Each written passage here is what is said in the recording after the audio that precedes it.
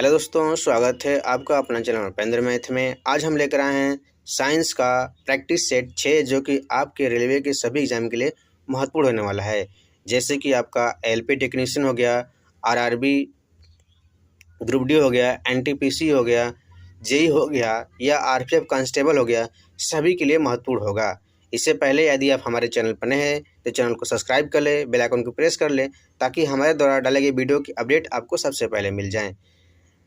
आपको पता है कि रेलवे में साइंस का वेटेज ज़्यादा होता है, लगभग 20 से 25 नंबर का वेटेज होता है। इसलिए आपको साइंस का थ्योरी कंप्लीट करने के बाद mock test, previous year question plus practice set देना अनिवार्य होता है। तो हम आपके लिए प्रीवियस ईयर क्वेश्चन का प्रैक्टिस सेट लेकर आए हैं ताकि आपका साइंस कंप्लीट हो जाए। यदि किसी प्रकार से आपके क्वेश्चन में डाउट है तो हमें कमेंट करके बताएं, और आप जब भी मॉक टेस्ट दे रहे हैं तो आप पेन और कॉपी लेकर बैठें और हमारे साथ सही करते जाएं, और लास्ट में कमेंट में हमें कमेंट कर दीजिए कि आपने इतना सही किया, ठीक है। और उसके बाद यदि कोई डाउट है तो हमें कमेंट करके ज़रूर बताइएगा। और यदि इसके अलावा किसी भी एग्ज़ाम की आप तैयारी करना चाहते हैं तो आप हमारे चैनल के प्लेलिस्ट में जाएं, वहां से आप हिस्ट्री, पॉलिटी, ज्योग्राफी का प्रीवियस ईयर क्वेश्चन तैयार कर सकते हैं। तो चलिए स्टार्ट करते हैं। आज का हमारा पहला प्रश्न, विद्युत ऊर्जा का वाणिज्यिक मात्रक डैश है। Option A calorie, B joule, C watt और डी किलोवाट घंटा। तो इस प्रश्न का उत्तर हो जाएगा ऑप्शन डी, किलोवाट घंटा आपका विद्युत ऊर्जा का वाणिज्यिक मात्रक है। इसे हम यूनिट भी कहते हैं, इसे भी याद रखिएगा, ठीक है। एग्जाम में प्रश्न पूछा जाता है। अब देख लेते हैं, 1 किलोवाट घंटा बराबर इसका मान होता है 3.6 × 10 के पावर 6 जूल। इसे भी याद रखिएगा क्योंकि एग्जाम में इसका मान पूछा जाता है। अब देख लेते हैं आगे, जो जूल होता है यह आपका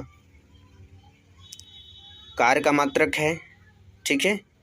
कैलोरी है जो ऊर्जा का मात्रक है, और जो कि वाट है यह आपकी शक्ति का मात्रक है। इसे भी याद रखिएगा, ठीक है। जूल जो है कि आपका कार्य और ऊर्जा दोनों का मात्रक है, इसे भी याद रखिएगा।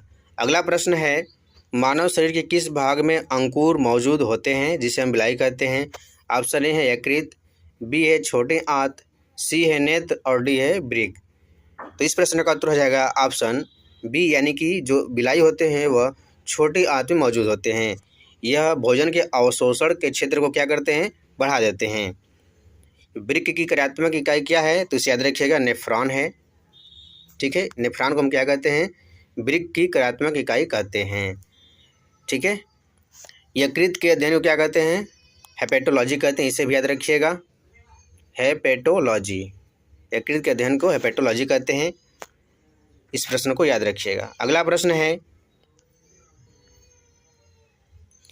एक इलेक्ट्रॉन में ऋणात्मक आवेश होता है तो कितना होता है। एक इलेक्ट्रॉन में आपका 1.6 × 10 के पावर -19 कूलाम आवेश होता है। इसे याद रखिएगा, ठीक है। तो इस प्रश्न का उत्तर हो जाएगा ऑप्शन डी। इलेक्ट्रॉन का द्रव्यमान जो होता है वह 9.1 × 10 के पावर -31 kg होता है। इसे भी याद रखिएगा। अगला प्रश्न है, 5.5 किलोवाट बराबर होता है। तो 1 किलोवाट कितना होता है, 1 किलोवाट घंटा बराबर 3.6 × 10 के पावर आपका 6 जूल होता है। तो 5.5 किलोवाट घंटा बराबर कितना हो जाएगा, हम 5.5 से गुणा कर देंगे। तो 5.5 × 3.6, 10 के पावर 6 को हम अलग से लिख देंगे, या तो लिख देते हैं 10 के पावर 6। अब देखिए 5.5 में क्या है, 11 है, तो हम देख लेते हैं 11 का, और 3.6 में आपका 9 का मल्टीपल देख लेते हैं। तो पहले में 9 का मल्टीपल है, दूसरे में नहीं है। ऑप्शन मतलब सी में 9 का मल्टीपल नहीं, इसको हटा देंगे। और बी में है, और आपका डी में कितना है, डी में भी 9 का मल्टीपल है, लेकिन 11 का मल्टीपल देख लेते हैं। यहाँ पे हो जाएगा 4 1 5, ये 11 का मल्टीपल नहीं होगा, इसको भी हटाएंगे ऑप्शन ए को, ठीक है। ऑप्शन बी को भी हटाएंगे, और ऑप्शन डी को देख लेते हैं, 8 1 9 और 9, यह 11 का मल्टीपल है, यानी कि ऑप्शन डी इस प्रश्न का उत्तर हो जाएगा, ठीक है। अगला प्रश्न है,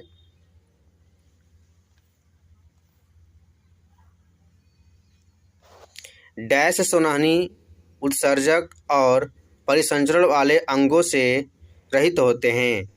यानी कि कौन सा आपका जंतु है जो कि जिसमें श्वसनी उत्सर्जक परिसंचरण वाले अंग नहीं होते हैं। ऑप्शन आपके सामने हैं स्पंज, टेपवर्म, थ्रेडवर्म और लीवर फ्लूक।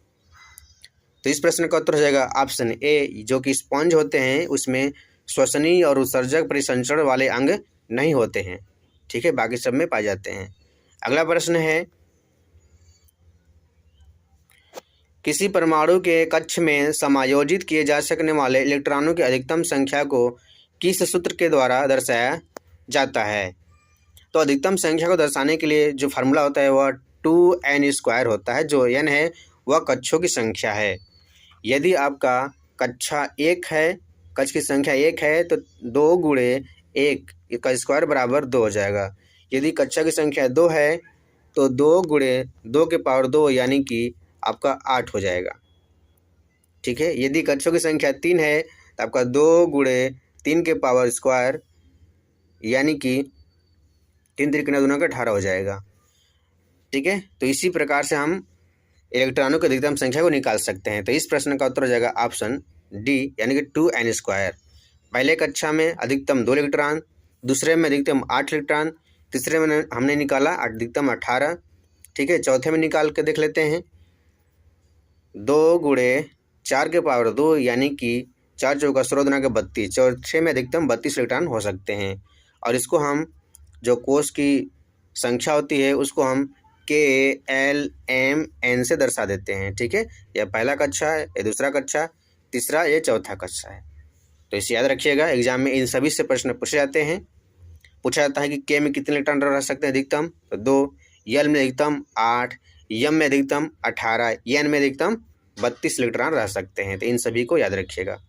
अगला प्रश्न है, यदि कोई लड़का 4 मिनट में 6 न्यूटन बल के साथ 20 मीटर की दूरी तय करता है तो लड़के द्वारा खपत की गई शक्ति की मात्रा आपको निकालना है। तो शक्ति बराबर होता है किया गया कार्य बटा के समय। ठीक, तो कार्य कितना हुआ आपको, हो गया 600 न्यूटन इंटू 20 मीटर विस्थापित किया, बटा में समय कितना है 4 मिनट। इसको हम सेकेंड में बदल देंगे तो 60 से गुणा कर देंगे। 0 से 0 कट गया, 6 से 6 कट गया, 4 5 20। ठीक, 4 5 20 हो गया। देख लेते हैं एक बार फिर से। 600 न्यूटन इंटू 20 मीटर बटा के 4 मिनट इंटू आपको हो जाएगा 60 सेकेंड। 1 मिनट में 60 सेकेंड, 60 से गुणा कर देंगे। अब हम काटेंगे, 0 से 0 कट गया। अब हम काटेंगे 0 से 0 कट गया, यहाँ पे हो गया आपका 6 से 6 कट गया, आपका बचा 200। 4 से भाग देंगे, 4 5 20 यानी कि 50 वाट आ जाएगा। इस प्रश्न का उत्तर ऑप्शन ए हो जाएगा। ठीक है, इसे याद रखिएगा। अगला प्रश्न है, विटेकर के वर्गीकरण के अनुसार डैश समूह में शामिल जीवों में पूर्णतः विकसित नाभिक नहीं पाया जाता। तो किसमें नाभिक विकसित नहीं होता है? ऑप्शन ए है आपका कवक, बी है प्रोटिस्टा, सी है प्लांटी और डी है मोनेरा। तो इस प्रश्न का उत्तर हो जाएगा ऑप्शन डी, मोनेरा में जो कि विकसित नाभिक नहीं पाया जाता है। बाकी प्लांटी और प्रोटिस्टा कवक में विकसित नाभिक पाए जाते हैं, लेकिन मोनेरा में नहीं पाया जाता है। ठीक है, इसके अंतर्गत आपका बैक्टीरिया, साइनोबैक्टीरिया आते हैं, उसे भी याद रखिएगा। ये सब एक कोश के जीव होते हैं। अगला प्रश्न है,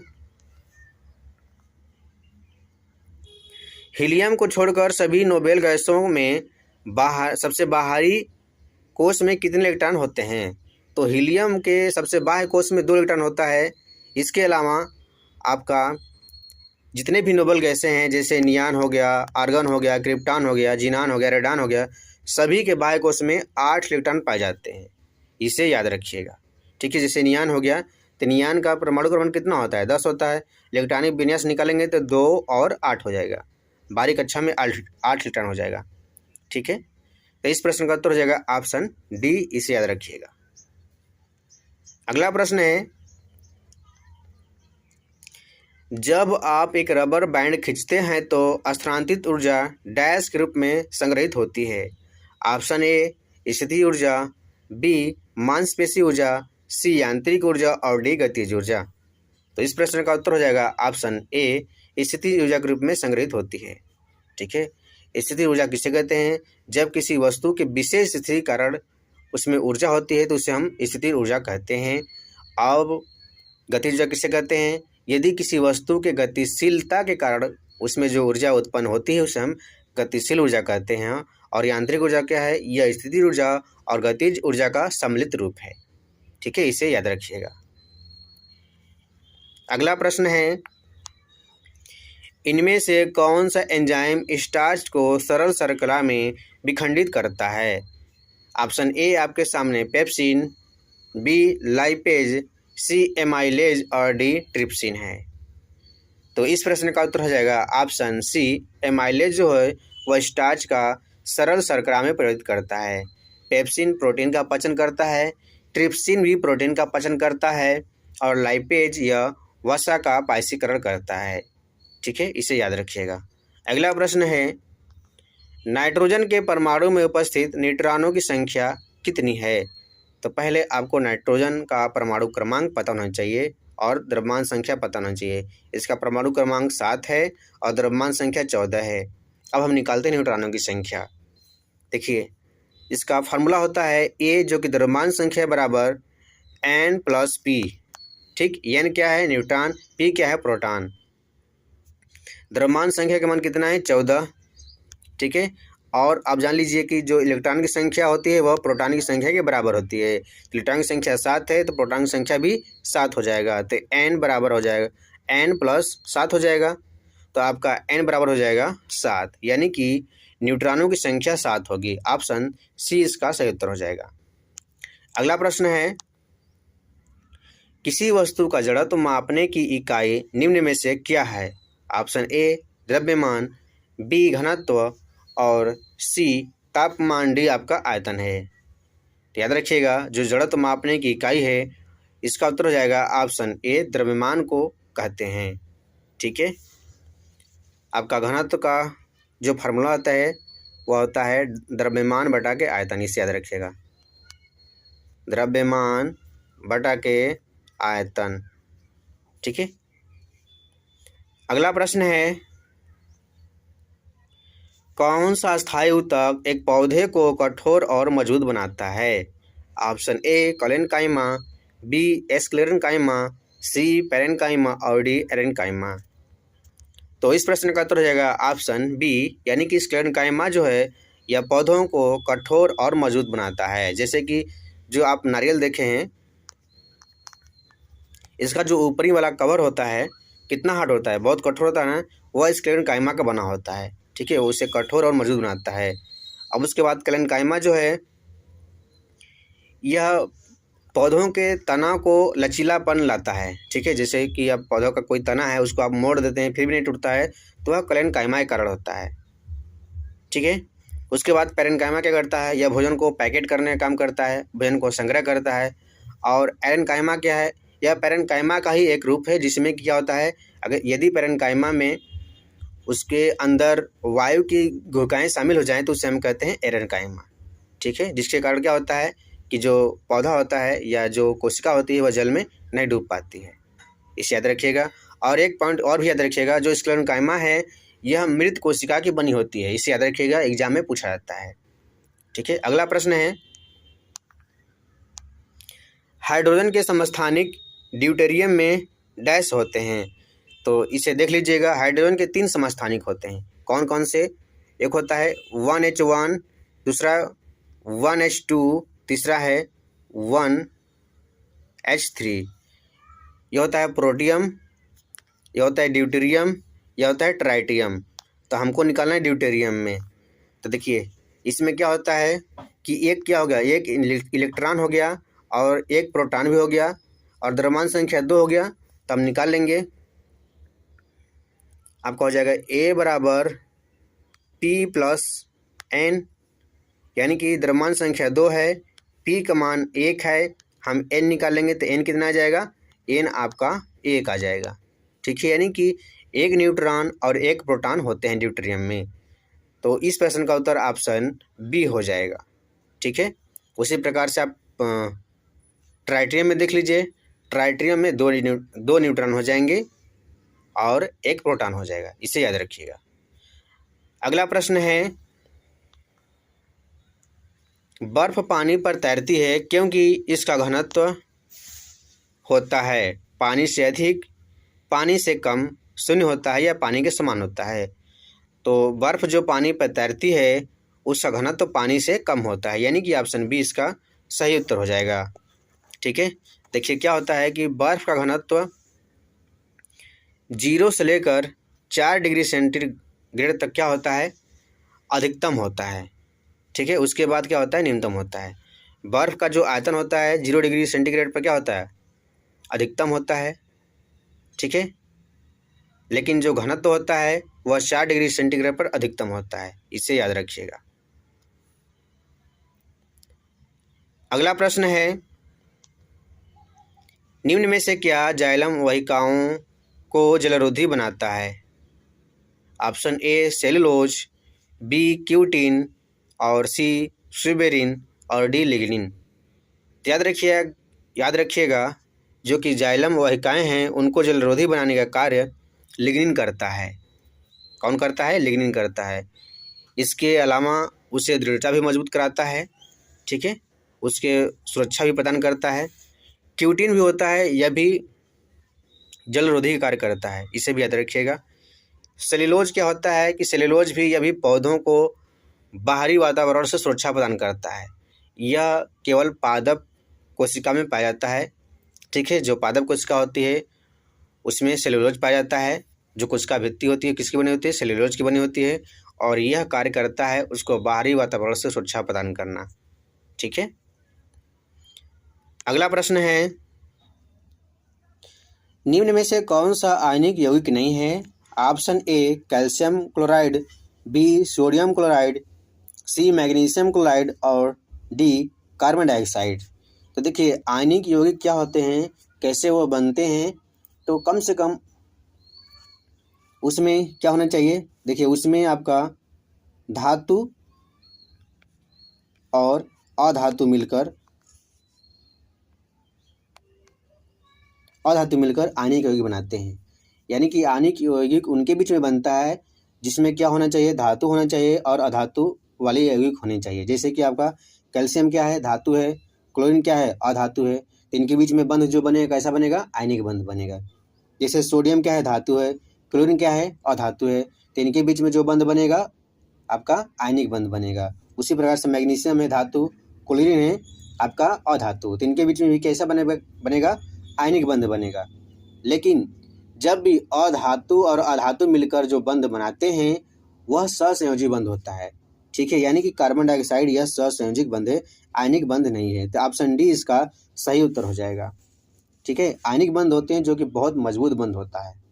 ठीक है, इसे याद रखिएगा। अगला प्रश्न है, ध्वनि तरंगे डैश में यात्रा नहीं कर पाती। ऑप्शन ए वायु, बी पानी, सी निर्वात और डी स्टील में। तो ध्वनि तरंगे आपका निर्वात में यात्रा नहीं कर पाती हैं। ठीक है, वायु में, पानी में, स्टील में यात्रा करती हैं। स्टील में ध्वनि की चाल सबसे अधिक, यानी कि ठोस में ध्वनि की चाल सबसे अधिक और गैस में ध्वनि की चाल सबसे कम होती है, इसे भी याद रखिएगा।